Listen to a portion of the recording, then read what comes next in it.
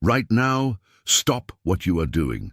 This is not for everyone listening, this is for you, and you need to stay with me until the end. You have been carrying a silence that no one around you seems to notice. You keep showing up, you keep answering, you keep moving through the day, and yet inside there is that same quiet ache, that same wordless wondering, that same hidden question. Why does it feel as if something is always just beyond your reach? By the time we close, you are going to recognize the signs that have been circling your life and understand what they actually mean. You are going to see the pattern that has been repeating itself beneath your decisions, your relationships, and your private disappointments. And before this ends, there is a declaration I am going to speak over your life that may be the reason this message reached you tonight. Stay with me. What I am bringing you is specific. You're going to recognize the interruptions that seemed random but were not random.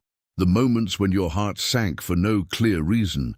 The conversations that suddenly felt hollow, and the repeated nudge that kept pressing against your spirit until you could no longer ignore it. You are also going to understand why this message found you at this hour, not earlier, not later, but now, when your inner life is already awake enough to hear what your outer life has not yet caught up to. This did not arrive by accident. It arrived by appointment. Something has been happening to you. It has been subtle, and because it has been subtle, you may have almost dismissed it. Yet there have been nights when you woke before the rest of the house, heart alert and body still, as if your spirit had heard a sound your mind could not translate. There have been mornings when you opened your eyes and felt that familiar heaviness pressing behind your ribs, not the heaviness of defeat, but the heaviness of holding too much for too long. You stood up, made the coffee, answered the message, took the call, and all the while you said to yourself, I should be fine by now. I should be past this by now. I should not still feel this way. But your body knew what your mouth kept trying to cover. Your shoulders carried it. Your jaw held it. Your breathing shortened around it. And even when nothing, attention, you need to prepare now. I put together an exclusive resource for those who feel set apart for something greater, but live surrounded by noise, distractions, and mental overload. This is a 30-day journey that will transform your life.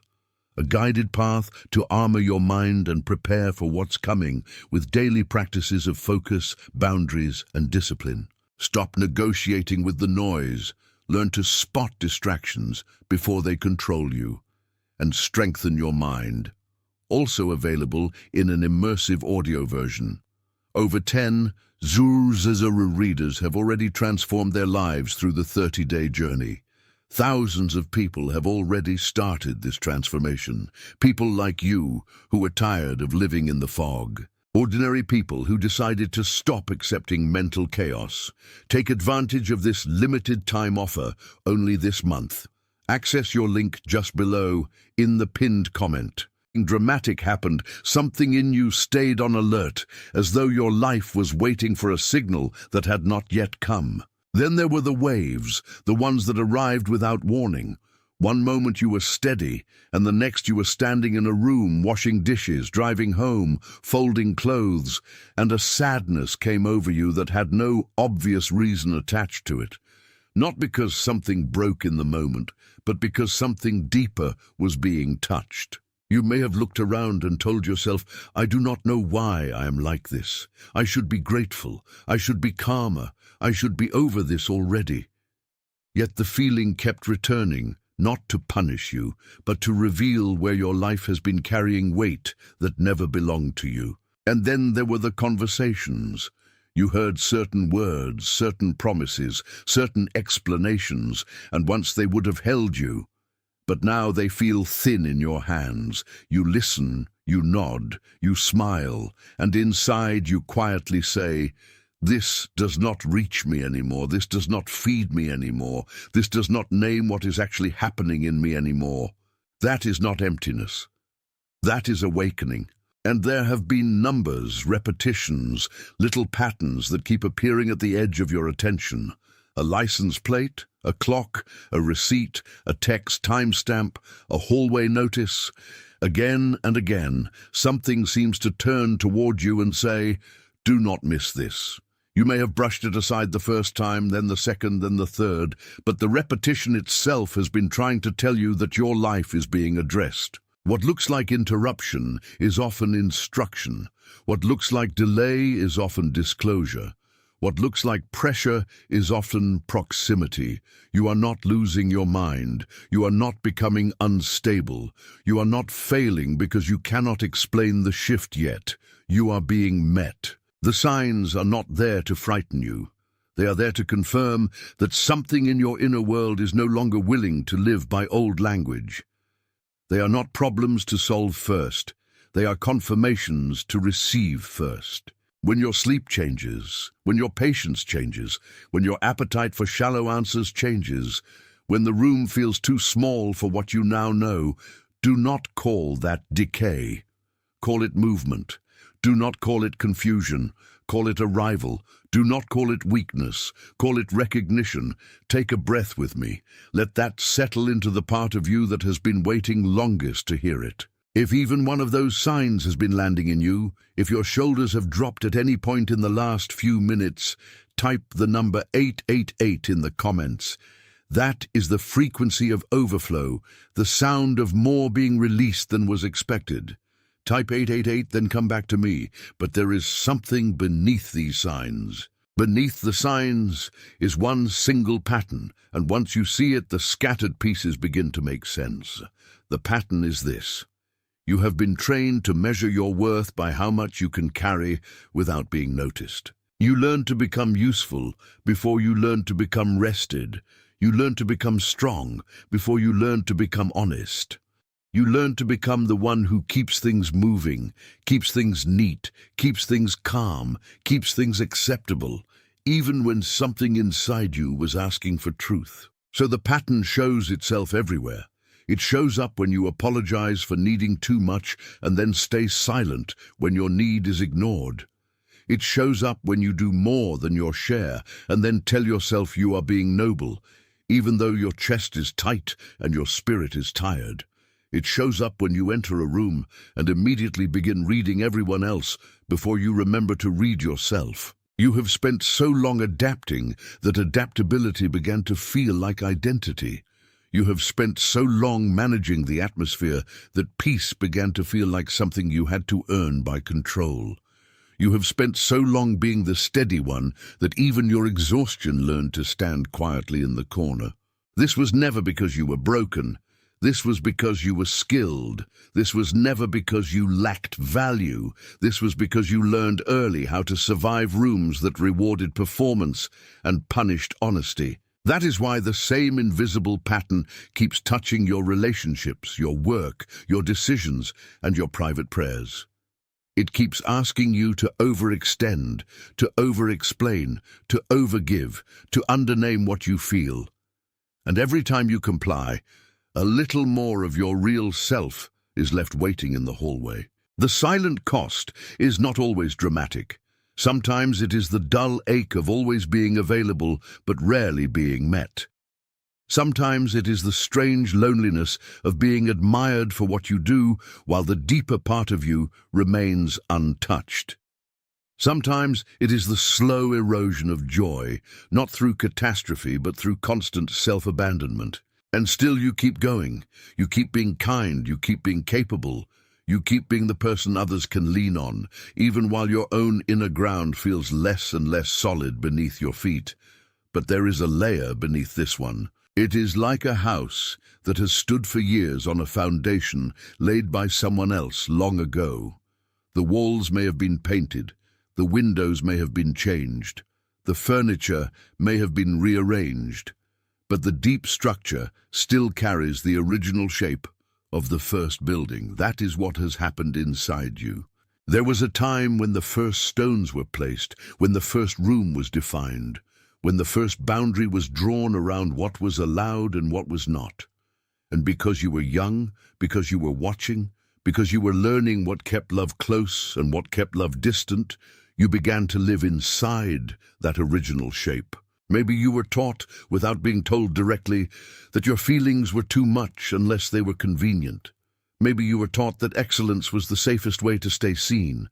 Maybe you were taught that need creates trouble, that tenderness invites disappointment, that being easy to handle is the same thing as being loved. So you became careful, you became impressive, you became quiet in the places where your voice might have trembled.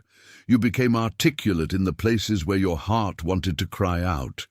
You became someone who could read the room before entering it, someone who could anticipate the tension before anyone named it, someone who could soften yourself until no edge remained. And because this was built so early, it does not feel like a choice. It feels like personality. It feels like maturity. It feels like the way things are.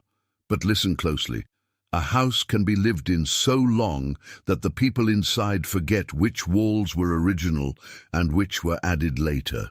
That is why the old formation has felt natural, even when it has cost you dearly. There were moments when someone else's impatience shaped your silence.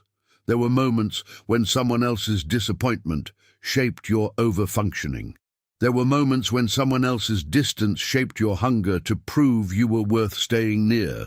And the most painful part is that you may have done the right thing in the wrong atmosphere for so long that you no longer remember what it feels like to breathe in a room that does not require you to shrink. That is why the weariness is so deep.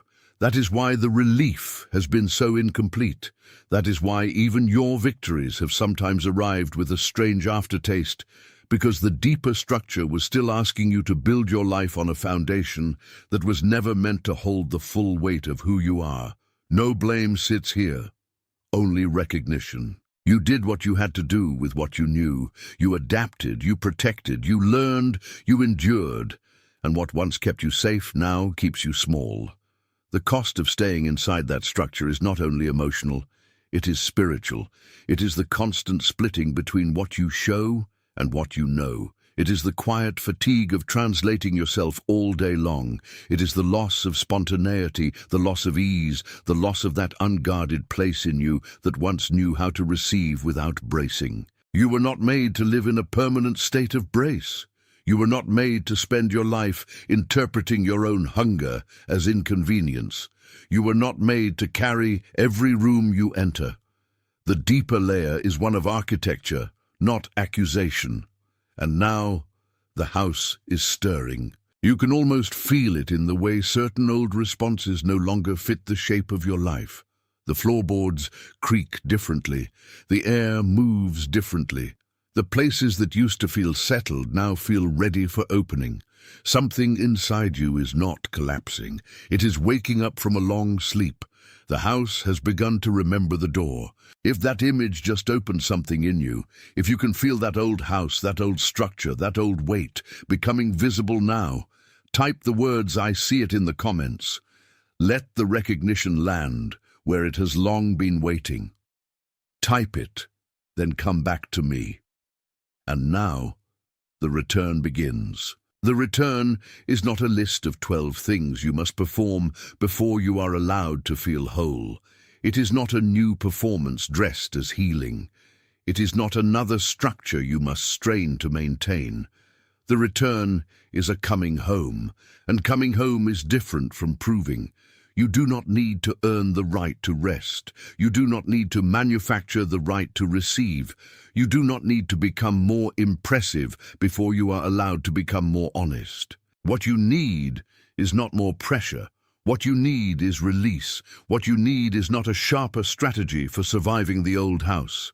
What you need is the courage to stand in its doorway and notice that you are not obligated to remain inside every room that once shaped you. There are simple practices that open the return, but they do not create the return. They reveal what has already been waiting. The first is the morning seal. Before you reach for the noise, before you reach for the day, before you reach for the first opinion, sit somewhere quiet for a few breaths and speak your own name in silence. Then say, without performing it, without decorating it, without trying to feel worthy first, I belong to what is true.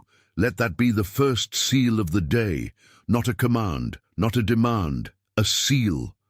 You are telling your inner life that it does not have to begin by defending itself. Then choose one thing you will not carry today that is not yours. Not 10 things, one thing, a mood that is not yours, a responsibility that was handed to you but never belonged to you, a tension you picked up in the room and began to wear as if it were part of your skin. Put it down in prayer, put it down in truth, put it down before the weight hardens again. The second is the frequency audit. At the end of the day, ask yourself 3 questions with complete honesty. Where did I shrink today? Where did I overgive today? Where did I become silent when I needed to be clear? Do not ask those questions to shame yourself. Ask them to locate yourself. The return begins when you stop treating your own patterns as invisible. Then ask one more question. Where did I feel most like myself today? That question matters because it trains your attention toward life instead of only toward damage. It begins to teach your spirit the difference between rooms that drain you and places that restore you. It teaches you that wholeness is not a fantasy. It is a felt reality that becomes easier to recognize the more you honor it. Receive this gently. You are not building a new self from scratch. You are tending what was always there. You are not forcing a breakthrough. You are guarding a return. You are not chasing a voice. You are letting your true voice rise again, slowly, steadily, without apology.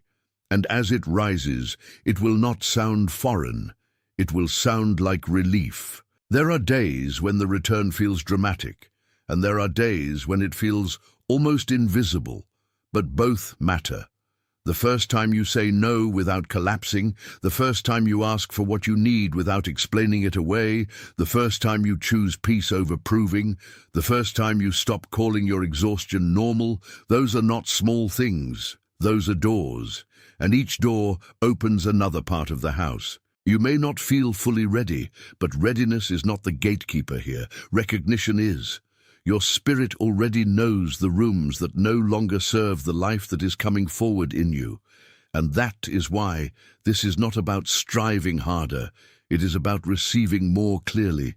It feels like an amen without words, when something here lands inside you and you know, without being able to explain why, that the truth has found the right place. There is someone coming to mind as I speak.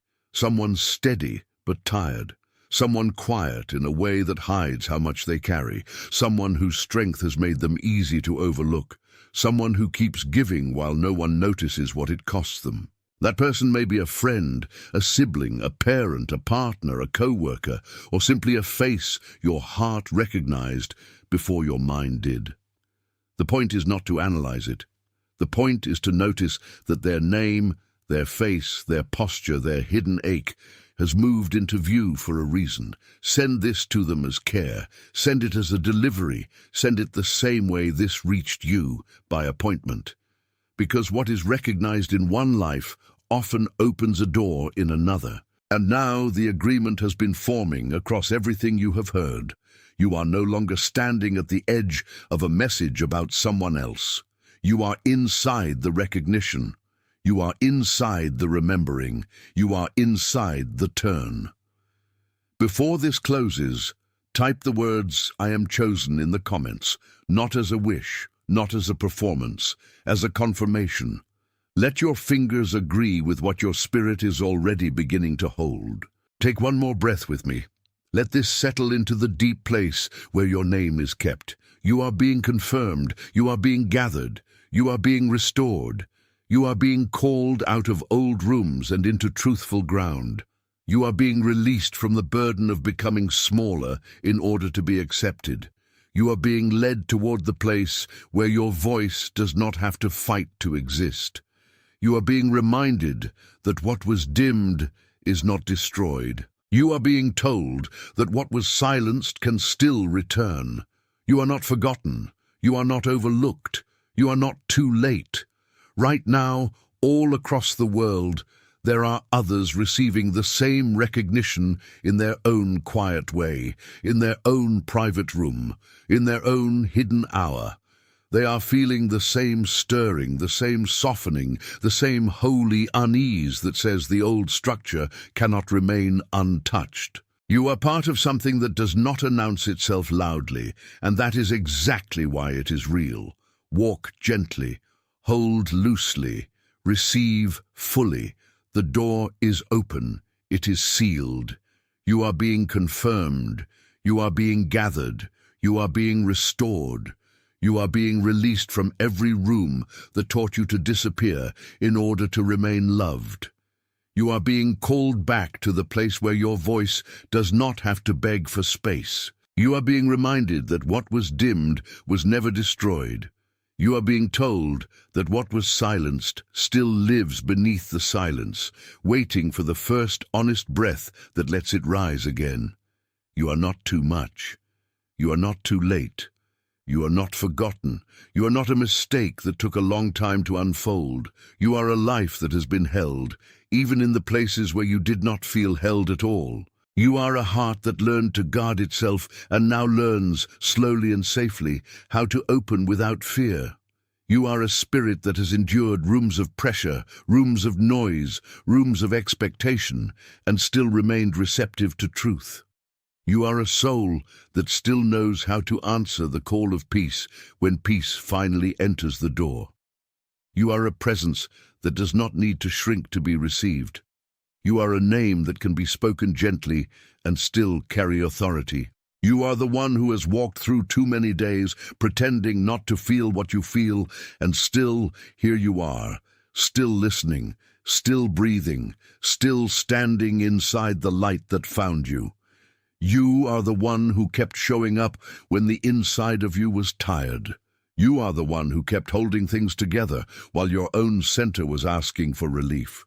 You are the one who thought the delay meant denial, when in truth the delay was exposing what never belonged to your foundation. You are the one who is learning that tenderness is not weakness, that honesty is not collapse, that rest is not retreat, and that receiving is not failure. You are the one whose life is not ending in the old shape. You are the one whose life is opening beyond it. You are the one whose next step does not need to be loud to be holy. You are the one whose yes can be quiet and still be real. You are the one whose return is already underway, even if only a few rooms in you have noticed it so far. And now I speak this over you with steady certainty. You are allowed to become whole without becoming harsh. You are allowed to become clear without becoming cold. You are allowed to become strong without becoming closed. You are allowed to become honest without becoming unsafe. You are allowed to become spacious without becoming lost. You are allowed to keep your tenderness and still keep your boundaries. You are allowed to keep your depth and still keep your peace. You are allowed to keep your calling and still keep your rest. You are allowed to keep your faith and still ask for more than survival. You are allowed to live from truth, not from strain. You are allowed to live from receiving, not from proving. You are allowed to live from the quiet center that has waited patiently under all the noise. And when you rise from this listening, you do not rise as someone newly invented. You rise as someone remembered. You rise as someone recognized. You rise as someone who has been seen by heaven long before the world knew how to read you. Right now, all across the world, there are others hearing this same recognition in their own hidden hour, in their own private room, in their own trembling silence, and they are being gathered into the same unseen agreement that says the old structure is loosening, the old weight is losing its authority, the old pattern is losing its final word. You are not alone in this hearing. You are not isolated in this turning. You are not the only one feeling the floor shift beneath a life that once felt fixed. You are part of a movement that does not announce itself with noise, because its power is not in noise. It is in truth, it is in mercy, it is in the calm force of what has finally been named correctly. So walk gently, so hold loosely, so breathe deeply, so let what is true remain, so let what is false fall away, so let your heart keep its soft places. So let your mind stop rehearsing old fear as if it were wisdom. So let your spirit receive what it has been asking for in every quiet way for far too long. The door is open. It is sealed. You are being confirmed. You are being gathered. You are being restored. You are being called out of every old room that taught you to lower your voice just to keep the peace. You are being led away from the places where your tenderness was treated like inconvenience. You are being drawn back to the center where your breath is steady, your mind is clear, and your spirit no longer has to brace itself before it speaks. You are being reminded that the burden was never your identity. You are being reminded that the strain was never your destiny. You are being reminded that the exhaustion you carried was a season, not a throne. You are being reminded that what has worn you down is not stronger than what holds you up.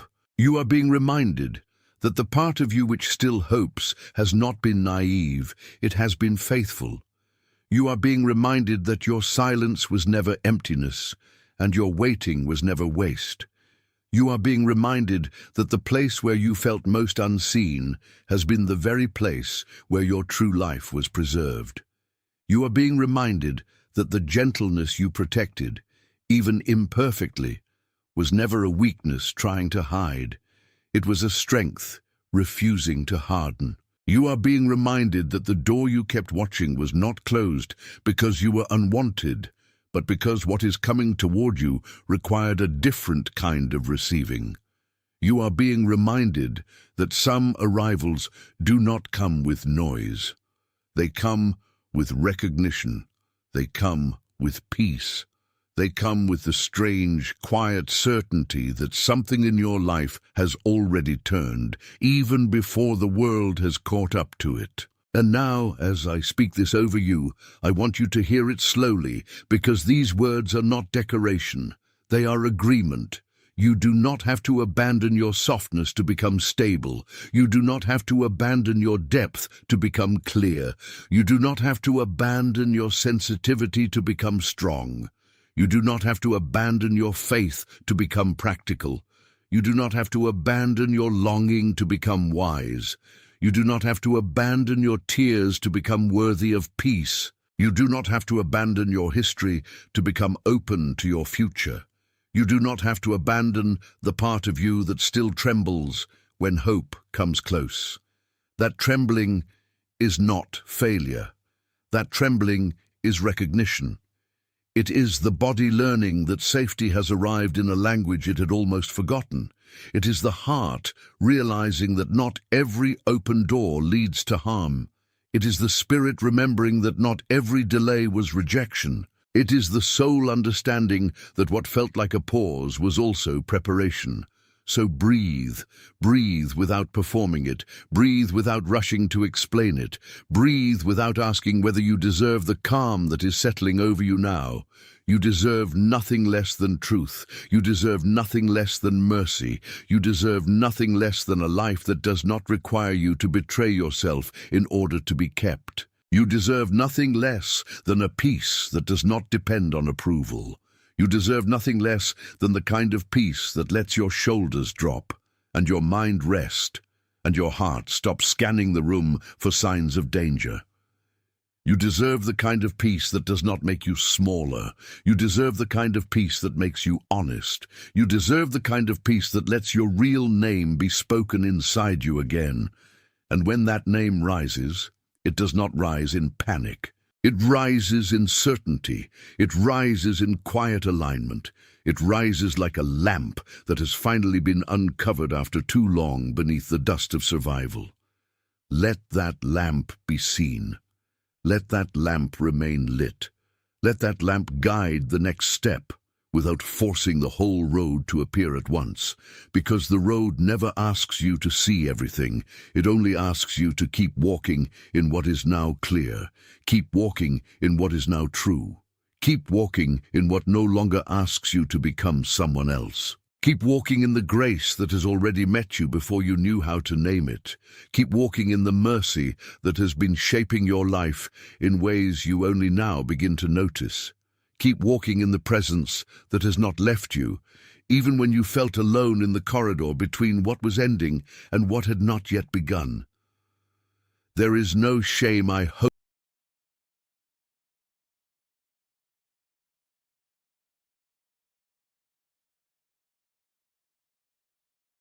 Attention, you need to prepare now. I put together an exclusive resource for those who feel set apart for something greater, but live surrounded by noise, distractions, and mental overload. This is a 30-day journey that will transform your life. A guided path to armor your mind and prepare for what's coming with daily practices of focus, boundaries, and discipline. Stop negotiating with the noise. Learn to spot distractions before they control you, and strengthen your mind. Also available in an immersive audio version. Over 10 Zuru readers have already transformed their lives through the 30-day journey. Thousands of people have already started this transformation. People like you who are tired of living in the fog. Ordinary people who decided to stop accepting mental chaos. Take advantage of this limited time offer only this month. Access your link just below in the pinned comment.